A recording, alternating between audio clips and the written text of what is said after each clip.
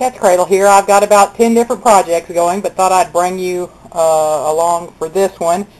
I've got some cream cheese thawing to make some banana bread. I've got some peppers ready in the blender for jalapeno jelly. Some more peppers and tomatoes that need to be dealt with. Some pinto beans that are ready to go into the crock pot and been soaking for 4 hours. So you'll pardon the mess, but here we are. We're going to make jalapeno jelly. I've got my blender full of peppers. Got jalapeno peppers all at the bottom. I've got one little red pepper up there. You don't have to do that. You can put a green pepper. You can leave it out. A big old wedge of onion and 2 cloves of garlic. And to that, I'm going to add 1 cup of apple cider vinegar. I'm pouring that in. I'm going to set you down, actually turn the camera off for a minute. I'm going to get that blended up into a pulp, and then I'll show you what we're going to do with it. Here are our blended up vegetables with the 3/4 cup vinegar. It looks kind of frothy because it's been whirled vigorously in the blender. To that, I'm going to add another 3/4 cup of apple cider vinegar. In it goes. I'm going to turn on my stove. When it comes to a boil, I'm going to boil vigorously for 10 minutes, stirring constantly, or pretty frequently. I have my rings and my seals warming in the back. They're on a simmer. My jars have been sterilized in my kettle. And when this comes to a boil, I am going to add 2 packets of liquid pectin to it.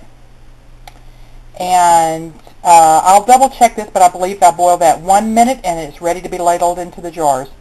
I'll come back to you in just a few minutes. I kept looking at the pot of the jalapeno jelly and thinking, that just doesn't look right. It doesn't seem like enough. Well, I have a lot on my mind today and I'm doing a lot of projects and I simply forgot to put the sugar in. So now I've put it in and I'm going to stir it up and let it boil for 10 minutes. And then I was correct. You add the 2 pouches of liquid pectin, let it boil hard for 1 minute. Take it off heat, and then it's ready to ladle into jars. I'll show you what that looks like in a few minutes. Okay, my jalapeno jelly is just about ready. No, it's not usually this pretty color green. When you make it up, it's kind of an icky color green, and this is one of the few things I put any food coloring in. I put a few drops of green food coloring because if you don't, it's just pretty unappetizing looking. Sorry, didn't mean to steam you up there. Just a tip, always heat more rings and bands than you think you're going to need, because nothing is more frustrating than having hot product in a jar and not having enough bands and rings. I always just do plenty of them. If I have too many, I just drain them and dry them and put them away. I have my pectin here ready to go. You might have seen this in another video where I cut the corner off and stand it up in a jar so that I don't have to wait and be fumbling around when it's time to get that in my jelly. Now you can make jalapeno jelly weak. I mean, you can just make it with straight bell peppers if you want to, and then it's just, you know, it's just a condiment that's really mild and just tastes like bell peppers. Or you make it as hot as you want to. I put several of my cayenne peppers in there because my family has said that my last couple of batches of jalapeno jelly hadn't been spicy enough. I don't think they're going to say it this time. So I've got, let's see, 1 minute and 10 seconds left on my timer. So I'm going to have to put the camera down and get busy adding my pectin and putting this in jars. I'll be back in a minute. Alright, they're just out of the boiling water bath. They were in there for 15 minutes. They all have pinged. Oh, sorry, all but one. And this is how they look. They're a beautiful, beautiful green color. And the peppers are nicely suspended throughout. You don't have to put onion or garlic. You could just do straight jalapenos if you want. If you want it spicier, you can throw in some cayennes like I did, but these are really pretty and it's delicious.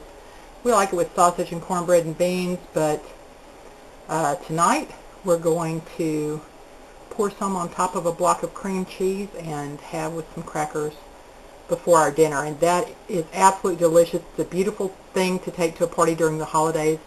Just spread some jalapeno jelly on top of a block of cream cheese and take some really great crackers, and wow, it's delicious. Alright, well, I hope you give it a try. There's nothing easier, and don't think that you have to deal with your with your peppers right when they come out of the garden. See if I can get a better color on it. Yeah, you can see that's green. You don't have to deal with them when they come out of the garden. I mean, you don't have to make jelly. What I do is I wash mine, I cut them open, I seed them, I throw them in a Ziploc bag, and then throw them in the freezer. And then when things aren't so crazy, then I make my jalapeno jelly, or I take them out. I have some today that I'm going to put in jars and pour vinegar solution on them. If you want to pickle your jalapenos, it's just half water, half vinegar, white distilled vinegar in the jar.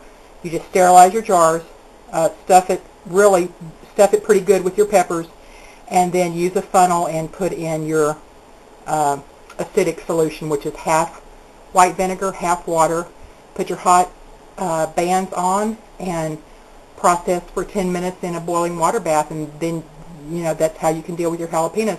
And anyway, I hope you give this a try if you like the flavor of jalapenos, because it's really delicious. Cat's Cradle.